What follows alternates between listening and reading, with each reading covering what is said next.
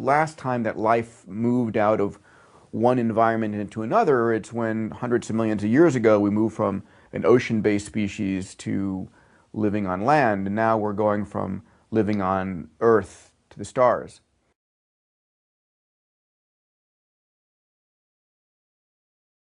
So my life began with a passionate interest in opening the space frontier since my childhood. You know, born in the 60s with Apollo going on, it sort of became my mission in life not only to go into space myself, but to take other folks with me. And I ended up spending a decade up at MIT and studying molecular biology and aerospace engineering, and then going on to get a medical degree.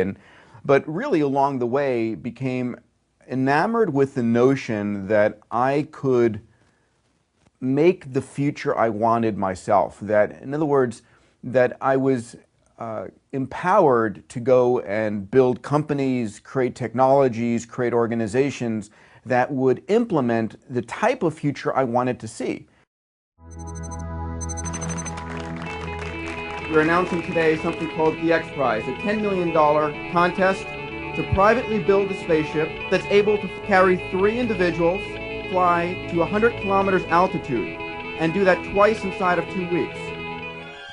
I have never been myself as creative as I have eyeballing this prize.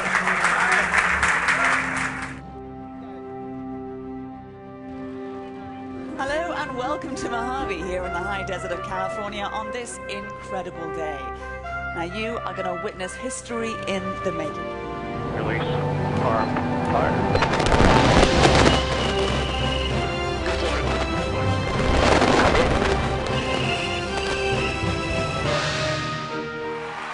The Ansari X Prize inspired international competition, drove regulatory reform, and made history. The X Prize for $10 million. It ignited a personal spaceflight revolution. Please welcome to the stage Chairman and CEO of X Prize, Dr. Peter Diamandis.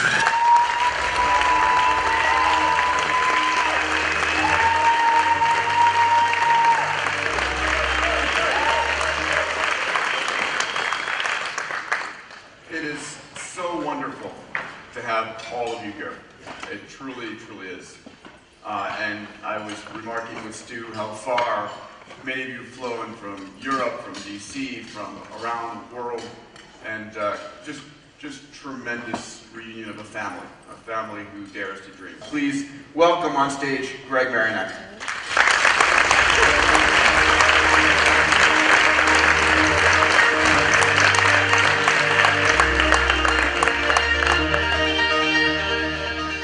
It's so great to see all of you. You know, the best part about X Prize was working together to do something impossible. Peter looks like a regular, normal human being, but he's actually a force of nature. He has this very powerful will, and when he gets it in his head that he's going to do something useful and good, he really doesn't stop, and I've seen a lot of instances of that. I was the first executive director of the X Prize Foundation for its first decade during the whole Ansari saga, and I've known Peter since 1982, since he was about 20, 21 years old. And they called me, I was living in the Chicago area at that time, and they called me and asked me if I would be one of their initial senior advisors, which was pretty funny to me because they were getting all these gray beards and I was like 7 years older than Peter. So I agreed and met Peter and his co-conspirator Todd Howley. Peter is very, very successful at getting people enthusiastic because he's so enthusiastic. He's genuinely excited. When he gets excited about a subject, he's all in. And it's completely obvious. I love a great challenge. And I guess my life has had 2 missions, opening up space, and the other is attacking humanity's grand challenges. Energy, water, food, health, education, all of those things. I do that through the X Prize Foundation and through Singularity University, which are 2 sides of the same coin. I remember it was these 10 tracks, you know, a track on AI, nano, bio, all of these fields. And came back, spoke to Ray about it. He loved it. gathered together an incredible team of people, had a founding conference here at NASA Ames, and as a result, we've created this university. And for me, this is the place we cast a global net, and we say, who out there is passionate about the world's biggest problems, top of your game academically, and a proven entrepreneur? Come here, meet each other, and decide which of these technologies you're going to use to create a 10 to the 9th plus company or product or service, meaning something that can affect 1 billion people positively within a decade. And so that's SU. SU is a training ground. Think of it as sort of Starfleet Academy for the world's biggest challenges. I am an engineer and an entrepreneur. I've been in Silicon Valley for a long time. I went to grad school at Stanford. Ended up moonlighting in a pharmaceutical company while I was at Stanford, and started a company with some friends building robotics. I met Peter Diamandis at a conference. Interestingly, it was a Tony Robbins conference, which is kind of, if you've never been to a Tony Robbins conference, it's quite an event. It's a spectacle to see. I have a deep love for Peter. He's a dear, dear, dear friend, but also somebody that I admire and respect immensely. I'd heard about him. A couple people had wanted to introduce us, and I was in a convention in Chicago speaking, and he came up to me and said, would you like to go to dinner? And I obviously had heard about him before, so we went and had dinner, and felt like I'd met my brother from another mother, corny as it sounds. He's just so passionate and so brilliant, and we were all exhausted. We've been going. I think we promised ourselves we'd be there for an hour, and of course we closed the restaurant about 5 hours later. Peter actually kind of came up to me. He's like, hey man, what's going on? And we hit it off instantly. I had known about XPRIZE. He was really somebody who I admired greatly. And it was interesting because actually Tony Robbins had asked me, so what do you want to do next? Now that you've been a successful entrepreneur, what do you do next? And Peter was actually standing next to him. I said, well, I want to do what this guy's doing. He is creating whole new industries. He's actually inspiring new technologies, new businesses in a way that is so humble and understated that it just feels amazing to me. Peter, when he finds his vision, he's going to find a way to get through all the barriers and make it happen. And the way he brings people along with that vision is really through his genuine and really soulful passion of this vision that he wants to create. And he does have a real love of working with people. The very first person, if I may ask on stage, is Sir Richard Branson. Richard, please, needs no introduction.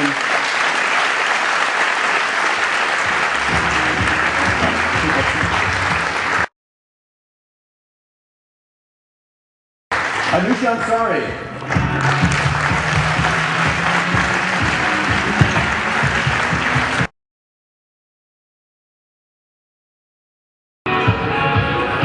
The one, the only, Burt Rutan.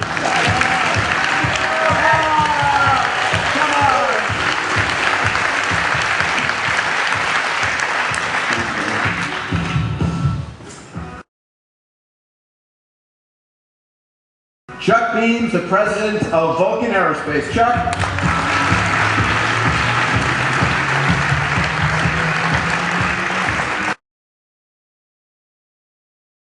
The man who not only had the cojones, the vision, the skill to fly Spaceship One to space once, but twice, Mike Melville. Mike.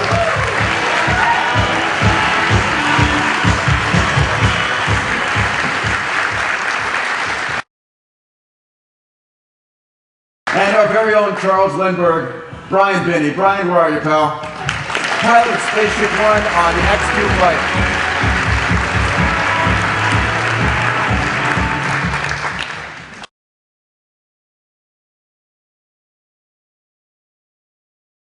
Whoa, all right. So welcome, everybody. And if I could start by saying, I'd love you to be telling the stories that you have never told anybody else. And I'm sure no one here is going to possibly tweet or talk out of school. But Richard, I'll start with you. I had the pleasure of pitching you twice. And I guess I have to say I'm so thankful you didn't say yes. Because you, instead of spending the $10 million to make a Divergent XPRIZE, you committed $250 million to commercialize it. You've always wanted to go to space, and unlike many others, you put your personal wealth and brand behind it. You want to talk a little about the origins of that, about your interest there? Yeah, I mean, I'm normally known as Dr. Yes, and I remember distinctly when you came to see me in the village in New York. No, I just love to dream, and I think most people in this room love to dream. And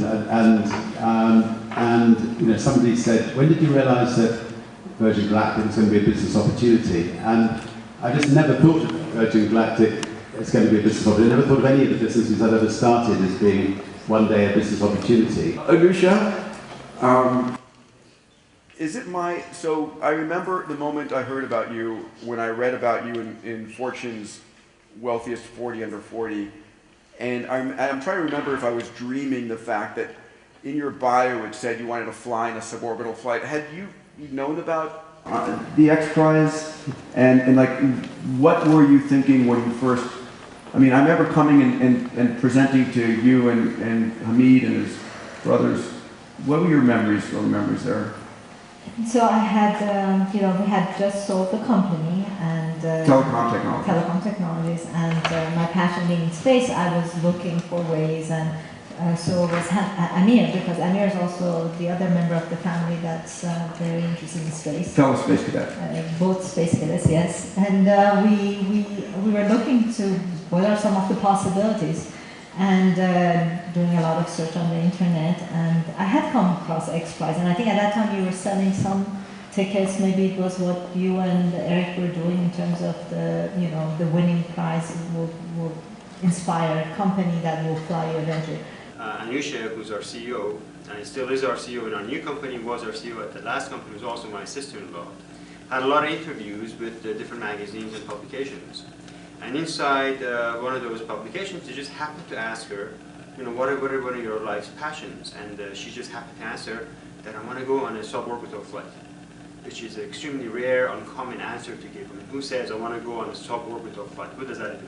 So we sold our company. The interview was already in the press. And one day, lo and behold, we had Peter Diamandis show up at our office. And he was saying, I have this idea about putting up a prize to help people go to space. And they're like, putting up a prize, go to space, what does one have to do with the other? Then he explained the whole prize model to us, and how he just needs a little bit of a purse money, and how it's going to just spur on so much innovation and really solve the barrier for people having the incentive to trying and solving this what seemingly was a crazy idea at the time. And we were kind of nodding politely during the meeting, like, okay, I'm not trying to act excited or obnoxious in any way. Like, okay, fine, this is great, we'll let you know. So I remember Peter left the office, and about 55, 60 seconds later, max, we said, this is fantastic, we gotta go do this, because there's absolutely no better way to solve this problem. I mean, think about it. You put up a little bit of money relative to the space industry, right? And you could potentially solve the problem for going to space. He's got an MD from Harvard. He's got a master's degree from MIT. All just so that he could get a chance to go on the space shuttle. I mean, that didn't pan out. He came up with this idea. So the man is determined. He's going to find a way. So we figured, well, this kind of determination, we don't really need to test. It's obvious. It just seeps through his pores. You can feel it in the room. So we banked on the fact that, with that passion and this good idea, this is and what was there to lose? If nobody won the prize, nobody won the prize. If they won the prize, we got one step closer to actually realizing our dream. So no downside. So I had seen that, but I wasn't sure about, I was doing some due diligence, and then we went away for a few months. And then I got the phone call about, there's this very persistent individual who wants to meet you. Like, okay, so there were a lot of people calling us because they had heard we just sold the company and wanted us to fund a lot of projects. And I'm like, so what is this one about? It's like about space. And that was the magic word. And the first meeting we ever had was with you, and you and Byron came in with all your presentation materials and PowerPoint, and very nervous. And I didn't know at that time that, you know, this was like the last prayer that you had in saving the organization. So we sat and we listened to you very quietly, and you know, Amir and Hamid and I, we looked at each other across the table and let's do it, it's great. But we didn't tell you that. We just sweat it out. So afterwards we said, this is the guy who's going to make it happen, and we became part of it. As a child, all I wanted to do is to, you know, become an astronaut and go to space. So space had been a passion of mine. And even though I came to the States and ended up not going to NASA for so many reasons, like many others, but building a career in telecom actually gave me a path to space later on. A successful entrepreneur is one that applies their skills and recruits people who have the skills that they don't have, and with their optimism, passion, and drive, they go and find a solution. Nobody but Peter can encapsulate all these ingredients better than, you know, in one single person. He wrote about how the whole thing can be viewed differently if you really look at it, if you compare it to where we've been and where we are, and the power at our fingertips, how the whole world can be viewed differently. And just by looking at the world differently, you will act differently, and by your actions will make this world a better place. So I admire him for everything he does. I am an entrepreneur. I love starting companies. I love the creative process. I've started 15 companies at this point, and I view starting a company as a mechanism of gathering the right people and envisioning the future that you're going to go make happen. I guess I'm someone who loves to inspire. I love to teach, and I love to get people together to go and do what other folks say can't be done. Cal, what are your earliest memories of the X Prize? I'm going to tell you something you don't know. You asked for that. Okay, yeah. Now I'm worried. Be careful what you ask for. No, what I didn't tell you at the time, because I didn't initially respect that you could do this. Things like the Kramer and the Ortez were put up by people known to have the money in the bank. And I thought, you know, this is just some blowhard that doesn't have any money, and he's putting up this prize and he can't pay it. I didn't give you the impression that was actually the truth at the time, and that is, starting very early, I was an enormous supporter of the idea to use prizes instead of normal government acquisition. For me, the important things in the world split into two basic camps. One is helping the human race transition off this planet. The second area that I am extraordinarily passionate about that's happening right now is really the transformation of humanity by the incorporation of extraordinary technologies. We'll call these 10 to the 9th plus technologies or exponential technologies, but we're in the process of evolving humanity to be something new and profoundly different. I met Peter in 2000, safely say 9. Yeah, so a couple of years ago at an X Prize. Peter seems like the guy in high school that was the most curious mind in high school or junior high school. The guy that wanted to know everything about everything. But not a geek that you didn't want to socialize with, like the cool geek. You know, the guy that knew just pretty much everything and knew everyone from the jock to your physics teacher to the hot chick to, he just seemed like one of those guys. Charismatic, a sponge, a magnet. Chuck, you're here representing Paul today, and you're heading Vulcan Aerospace, and I hear that you guys are attendant on the Mojave Spaceport facility here, building something kind of big. Can you talk about what the heck you're doing? Yeah, it's in the hangar next door. But first, let me just say that it's an honor for me to be able just to be on stage with the space luminaries that are here. I mean, just thank you, Chuck. It's really just me. I'm humbled. I was talking to Paul this morning. I said, you know, he wanted to say he's very sorry, he wishes he could be here. And I said, well, is there anything you'd like me to mention? I said, it's going to be a, kind of a panel discussion stuff. And he said, well, the one thing that sticks in his mind when he looks back 10 years ago, what remains in his mind is the team, the small team that pulled together and did something brilliant when the rest of the world doubted they could even do it, and everybody else was kind of cheering for him, but kind of not really sure. And it's that small team innovation spirit is actually what has guided Paul, as we all know, in his life and in all the things in his pursuits. The folks who don't, in my estimation, don't get enough credit in these things is Scale Composites. Any members of the Scale team that were part of this, would you please stand up 1 second? Come on, guys. Doug, stand up.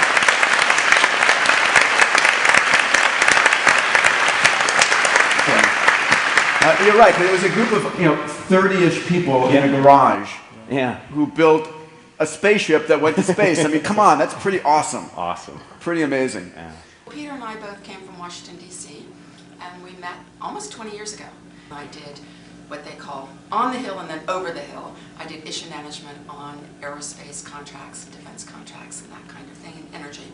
We had lots of teams, a lot of people that knew how to do this, wanted to do it, wanted to compete, and it was very difficult to get somebody to sponsor it or to get virtually the money to do this.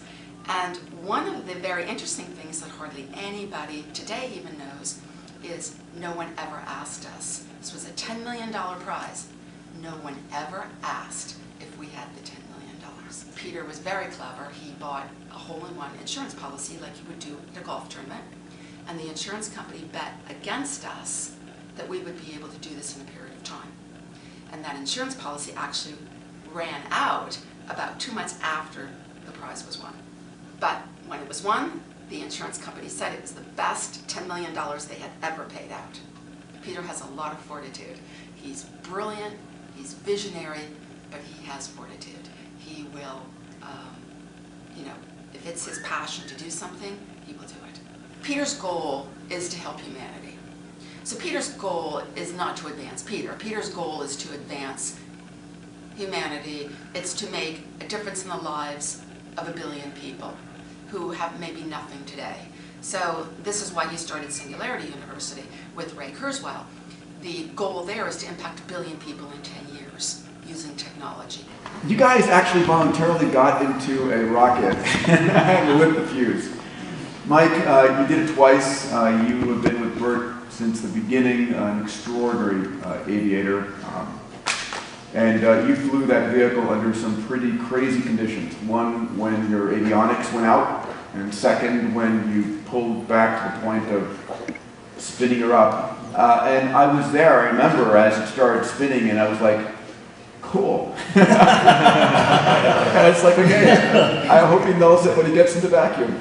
I think people would love to know what it was like in those two conditions, because they really showed you as the ultimate pilot and pioneer, the right stuff galore. Please chat about that.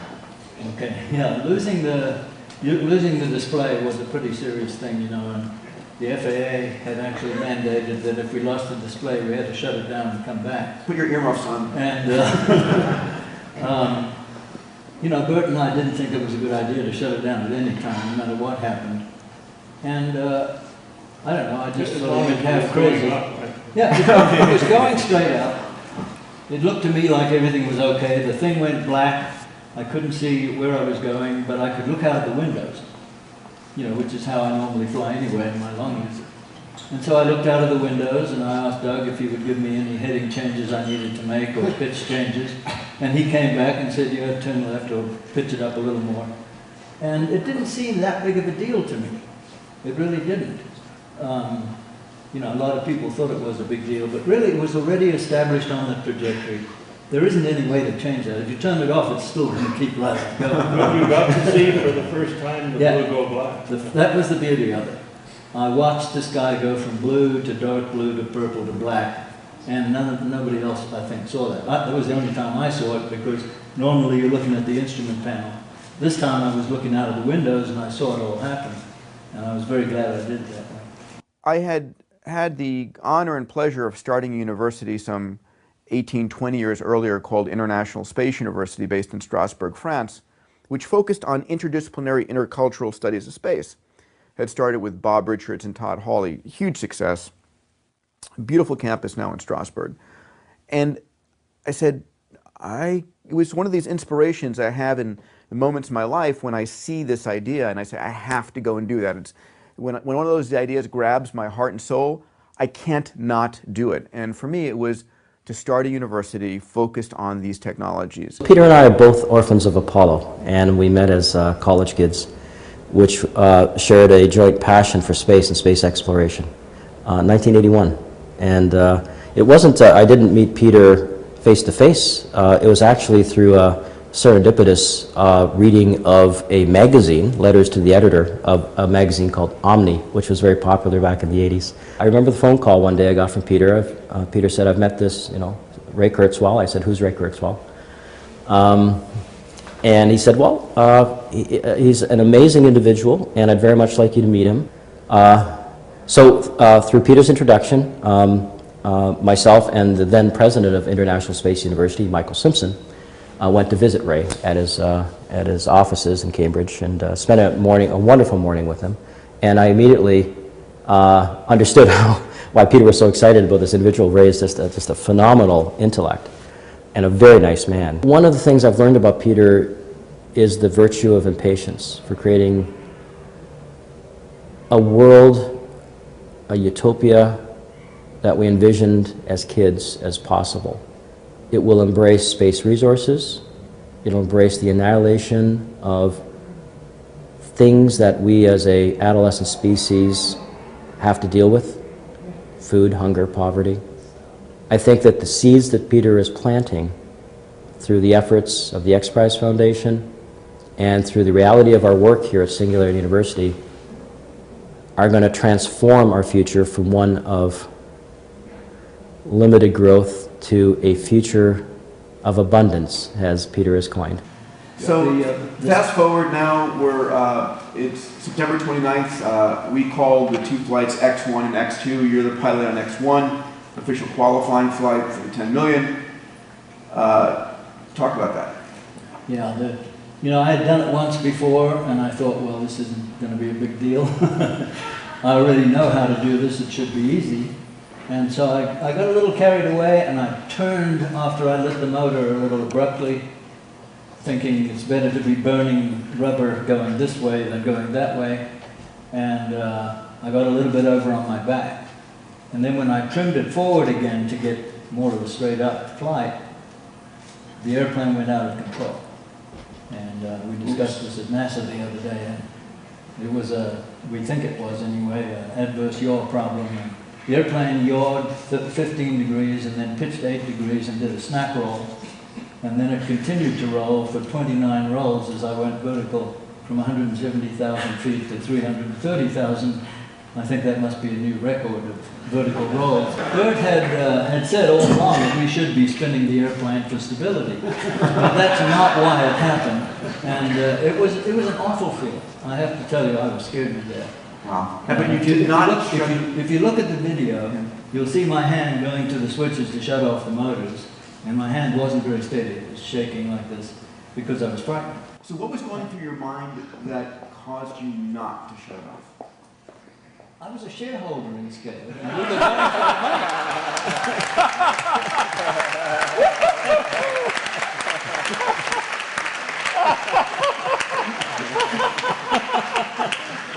That's what it's all about, right? It's about the money.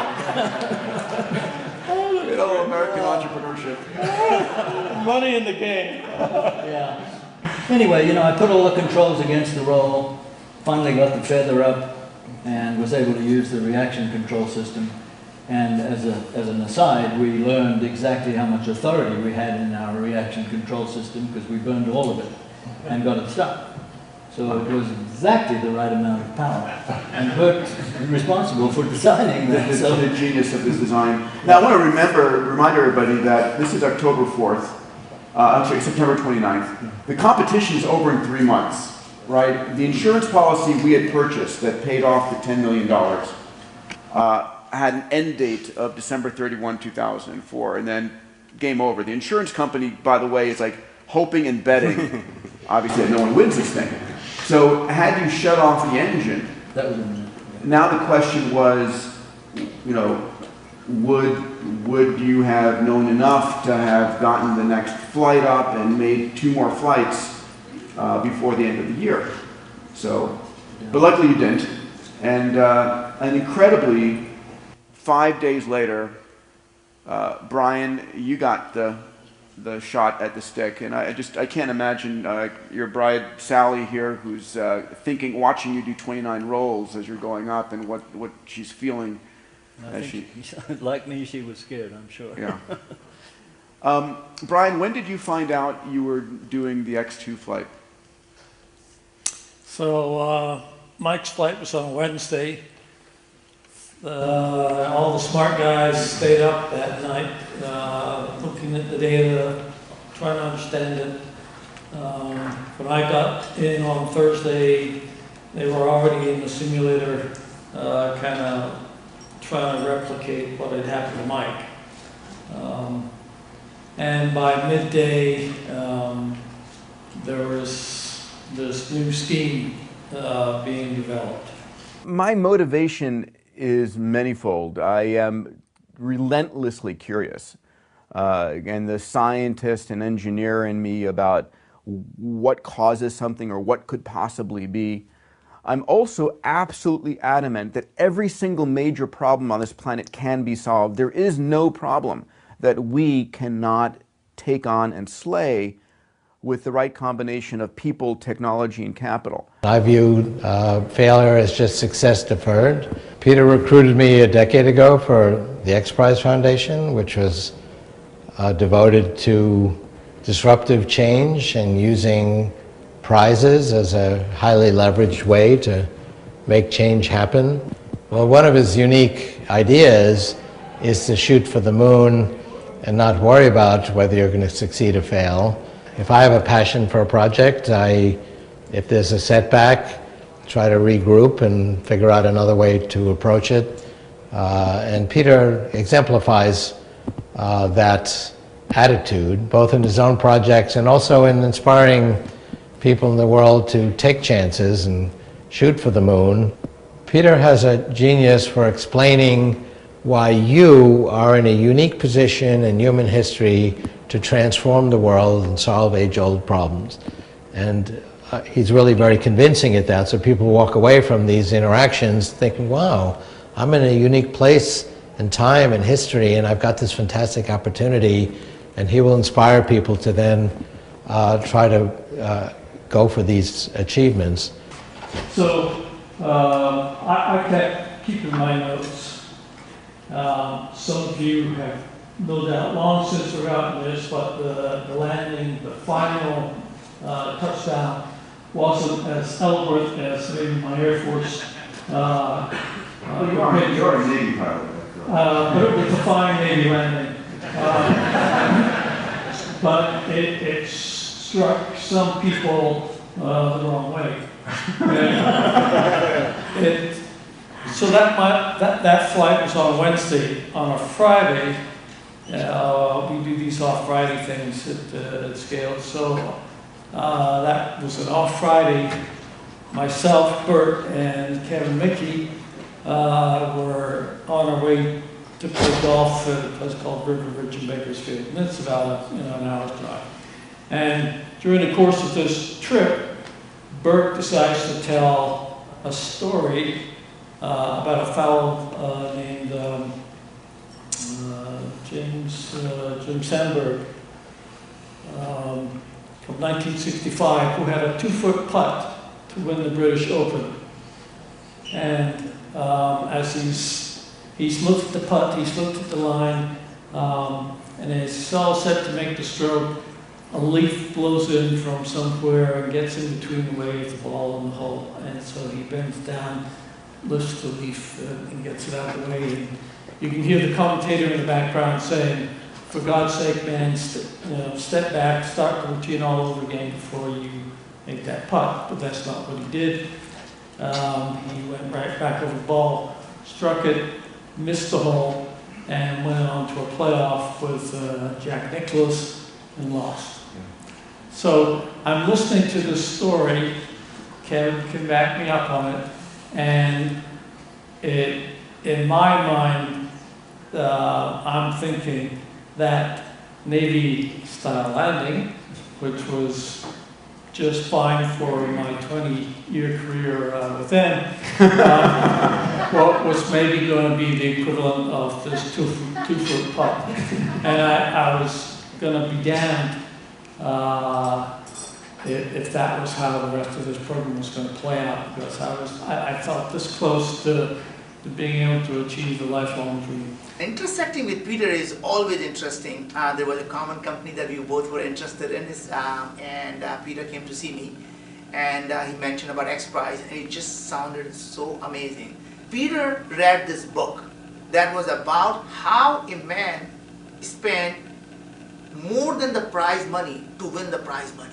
And the concept was, what if you could incent someone to go out and compete for such an audacious thing that nobody would ever think about, and having that prize would incent them to start thinking about your problem. Peter has an amazing ability. He's so personable, he's so smart, he's so energetic that you actually feel energized when you're next to him. You feel that you're better off before you met Peter and after you finish meeting with Peter. So every time, the reason he's able to attract smart and people around him is because everyone feels that they are smarter after having spoken with Peter. For Flight 6, the first X-1 flight, Peter Seabold was actually the selected pilot, and I was his backup. So Peter and I were working together a long time in the simulator, comparing notes and deciding what worked and what didn't work. Mike was off with Proteus. And then Peter's health took a dive, and Mike was called back in to fly the flight. So after we view all these spins and rolls, on a Thursday night, Doug announced that I was going to be pilot for the final flight. The last detail that I found interesting about the whole XPRIZE thing was even after a successful landing, or a person with my landing skills, you had to survive 24 hours. Oh, that's true. The rules required that you make a flight, that you had 2 flights within 2 weeks, and on the second flight, that the pilot would have to survive 24 hours.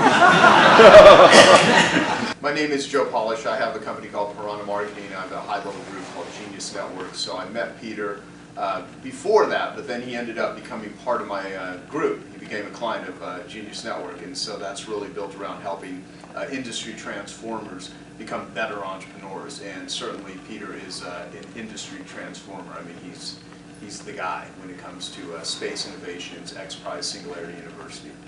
My favorite thing about Peter is that, for one, I don't think private space travel in its current state would exist without him. Had he not launched the XPRIZE and in 2004 put Spaceship One up into space, then Richard Branson never would have licensed the technology and created Virgin Galactic. So, I mean, Peter wouldn't be the one that says this, but I say it all the time. If it wasn't for him, we wouldn't have a space industry in its current form.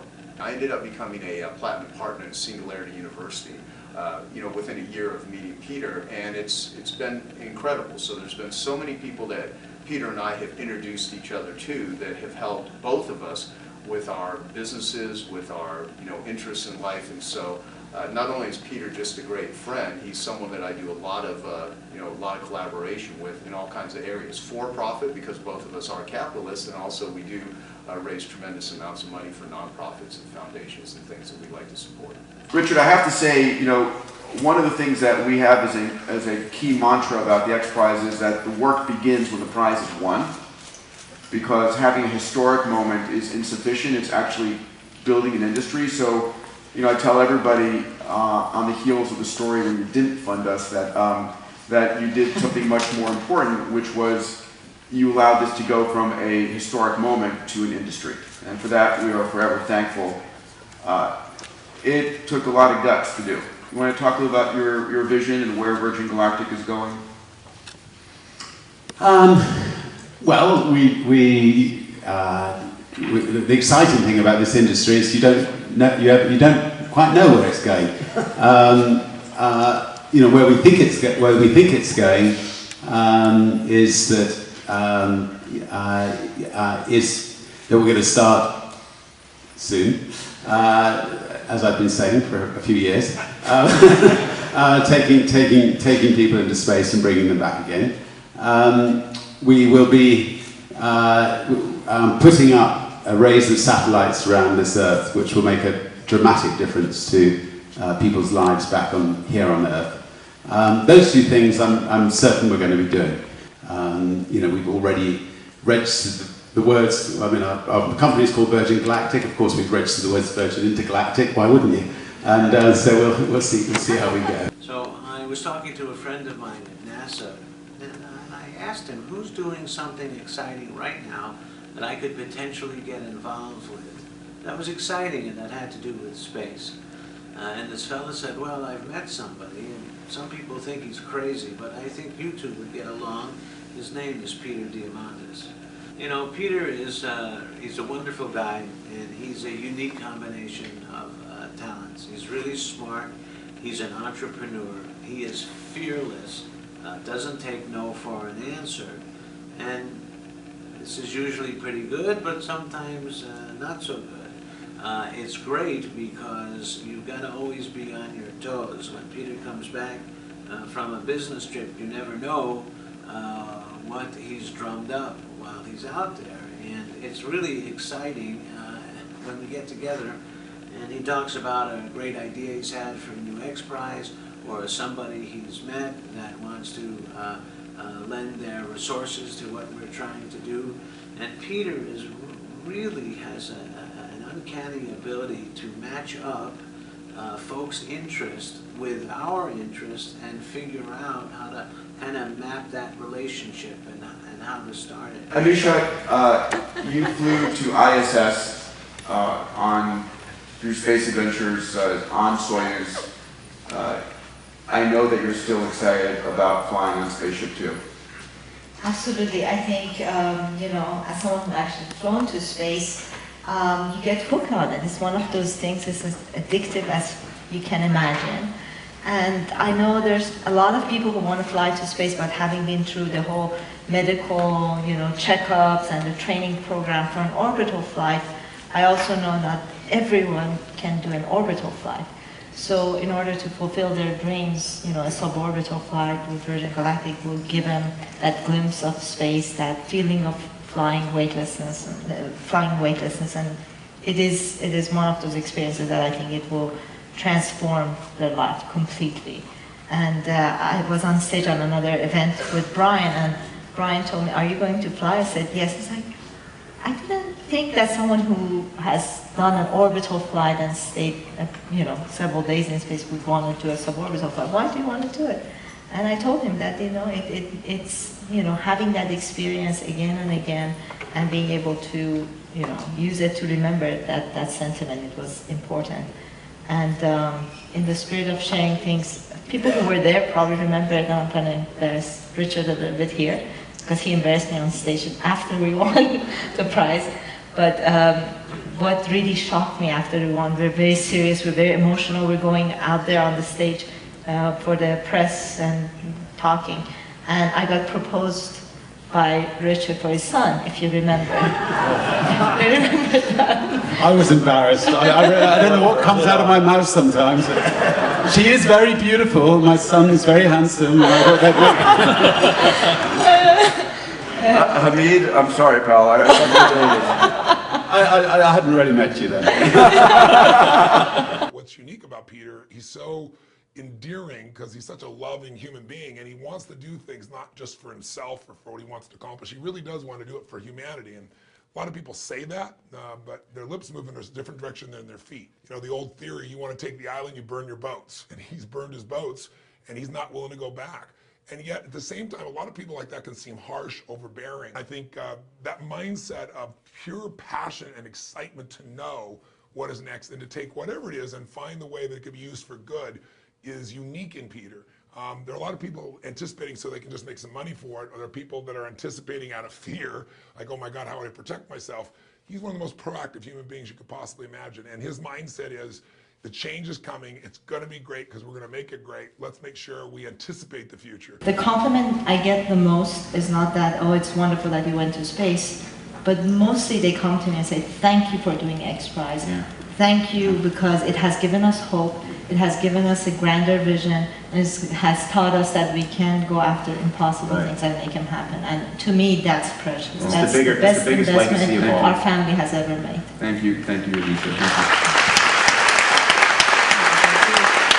you. Without the wonderful team with the X Prize, without your vision, we wouldn't have, is it 300 people we've got working here, I think, anyway, so all those jobs have been created as a result. So, yeah, thank you very much, and I'm sure that through the X Prize, all the other prizes, there's going to be thousands of jobs created and thousands of dreams made possible, so thank you. And the other, I'd just like to end by doing something unusual, and he's going to be very embarrassed by this because he does not want to be hugged by lots of men on stage, but I'd love us all to give Bert the biggest hug ever, because we definitely, none of us would have been here without you, so come on then.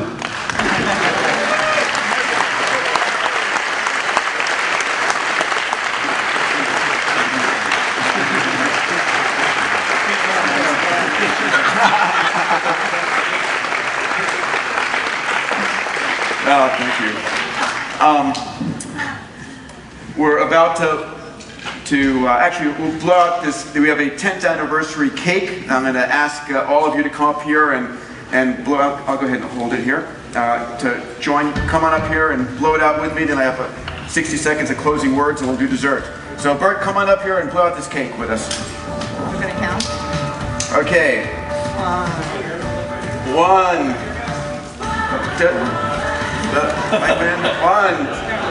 2, 3.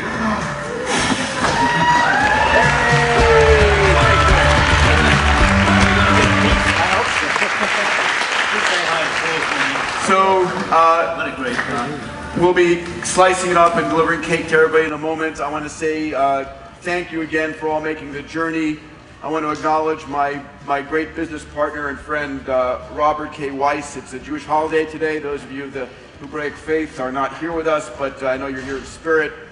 I also want to say that this past week, we launched our next big X Prize. I'll just take a moment to mention that. We launched our Global Learning X Prize. We have challenged teams around the world. Thank you to, you can go ahead and applaud it.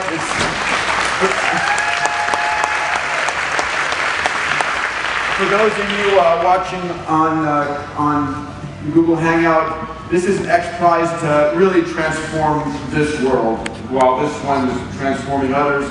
We've asked teams to build a piece of software that can operate on any Android tablet and take a child anywhere on the planet who cannot read or write from illiteracy to basic reading, writing, and coding in 18 months. It's a prize that will transform this planet, give us a planet more prosperous, less populous, and more peaceful than ever before. So if you're watching this, go to xprize.org, go to Indiegogo and search for X Prize and support that. It's so important for us to create a world where our future X Prizes are basically designed, supported by all of you. Anyway, an honor. Welcome, guys. 10 years forward, looking ahead.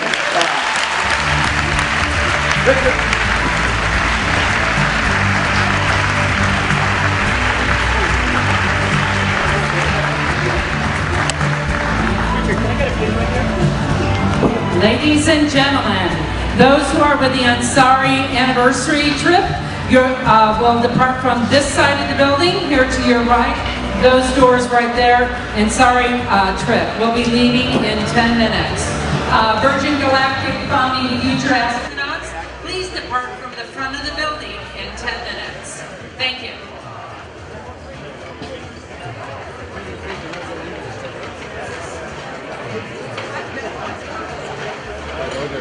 Okay.